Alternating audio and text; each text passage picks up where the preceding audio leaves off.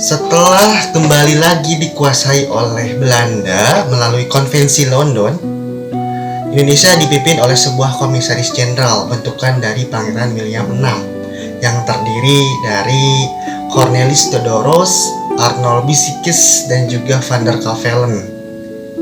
Nah, untuk mengatur pelaksanaan pemerintahan di Hindia Belanda, pemerintah Belanda itu membuat suatu undang-undang yang disebut dengan Regering-Richlement. Nah, bagaimana sih secara lebih lengkapnya mengenai pemerintahan komisaris jenderal tersebut di Indonesia? Nanti selengkapnya akan disampaikan. Berikutnya mengenai kondisi pemerintahan komisaris jenderal di Hindia Belanda. Nah, timbul perbedaan pendapat untuk melakukan eksploitasi dalam mengambil hasil dari penanaman di tanah Hindia Belanda. Timbul perbedaan pendapat dari kaum konservatif Belanda dan juga kaum liberal Belanda dalam parlemen pemerintah Belanda.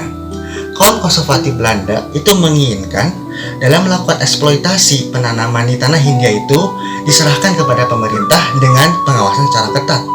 Sedangkan kaum liberal Belanda itu menginginkan dalam mengeksploitasi penanaman di tanah Hindia Belanda ini dengan diserahkan kepada pihak swasta, sedangkan rakyat dibebaskan dalam melakukan penanaman.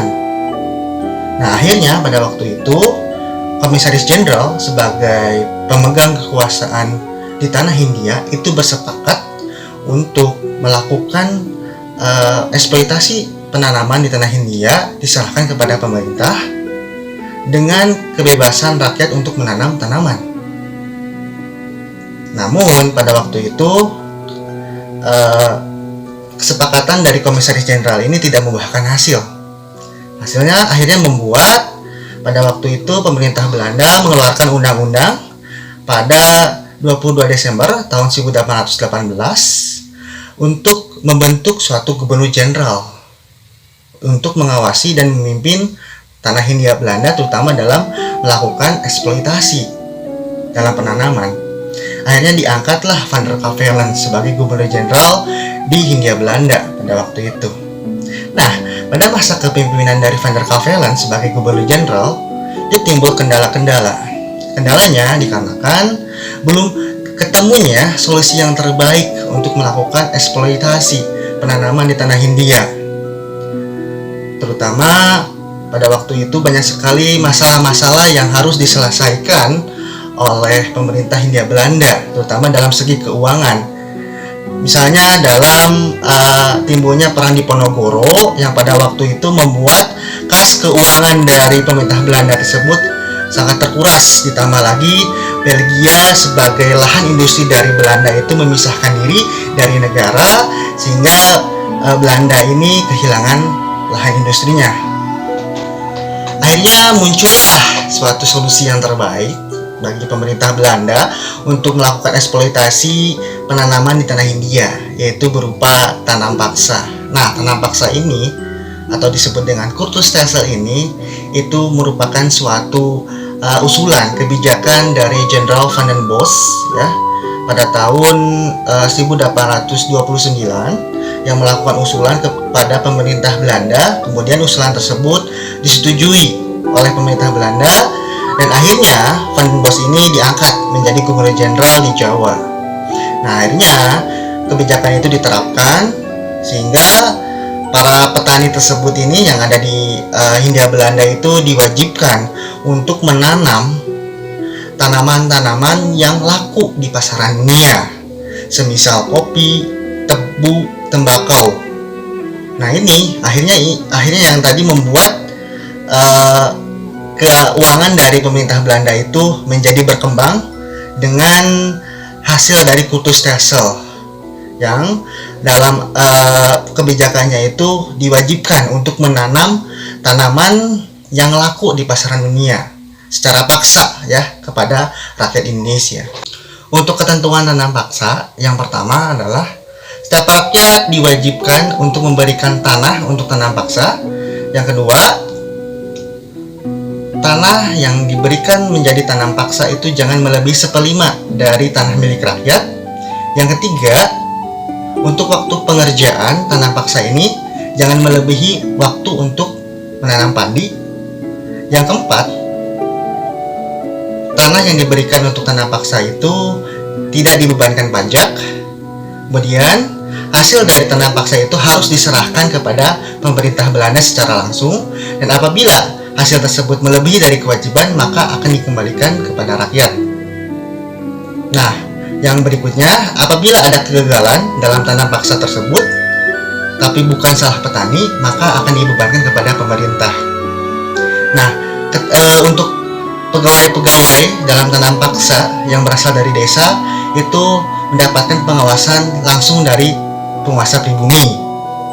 Selanjutnya, untuk yang bukan memiliki mata pencaharian petani, maka akan dibebankan untuk bertugas bekerja di tanah-tanah milik pemerintah selama 65 hari dalam 1 tahun. Berikutnya adalah reaksi dari pelaksanaan tanah paksa tersebut.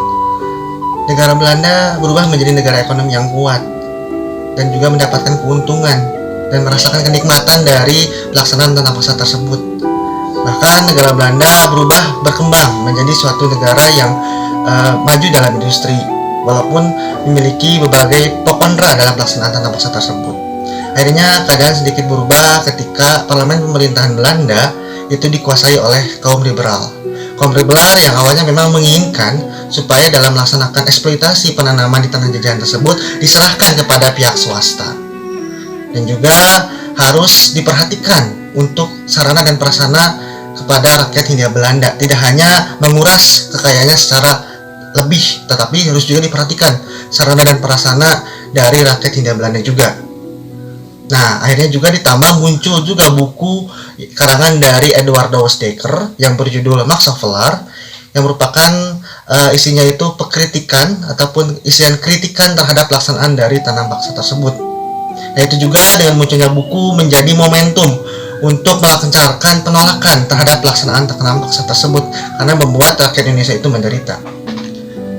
Akhirnya Indonesia sebagai tanah jajahan Belanda atau Hindia Belanda itu ketika parlemen pemerintahan dikuasai oleh kaum liberal, secara bertahap, secara berangsur politik ekonomi liberal itu diterapkan di tanah jajahan Hindia Belanda atau Indonesia pada waktu itu, sehingga mulai melunturkan pelaksanaan tanah paksa yang dibuat oleh Jenderal Van den Bosch pada waktu itu, dan akhirnya muncullah politik ekonomi liberal yang memiliki kebijakan seperti pertama, dikeluarkannya undang-undang pembendaharaan negara sehingga anggaran belanja Hindia negara itu harus disahkan langsung oleh parlemen pemerintahan Belanda.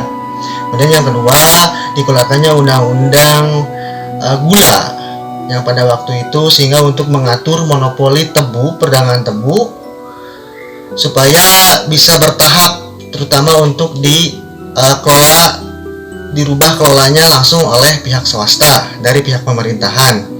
Kemudian yang ketiga, munculnya undang-undang pada tahun 1870, undang-undang agraris siwit ya, yang itu artinya membuat adanya pembagian terutama dalam tanah jajahan. Untuk wilayah kebun, sawah dan ladang itu diberikan kepada pihak kepemilikan dari pihak pribumi, sedangkan wilayah pegunungan dan hutan diberikan kepada pihak kepemilikan dari pemerintah. Nah, pada waktu itu juga akhirnya ditambah lagi dengan pihak swasta juga boleh ya melakukan penyewaan kepada tanah yang dimiliki oleh pemerintah ataupun tanah yang dimiliki oleh pribumi, dan juga pihak pemerintah juga harus memiliki suatu surat bukti fisik kepemilikan tanah tersebut.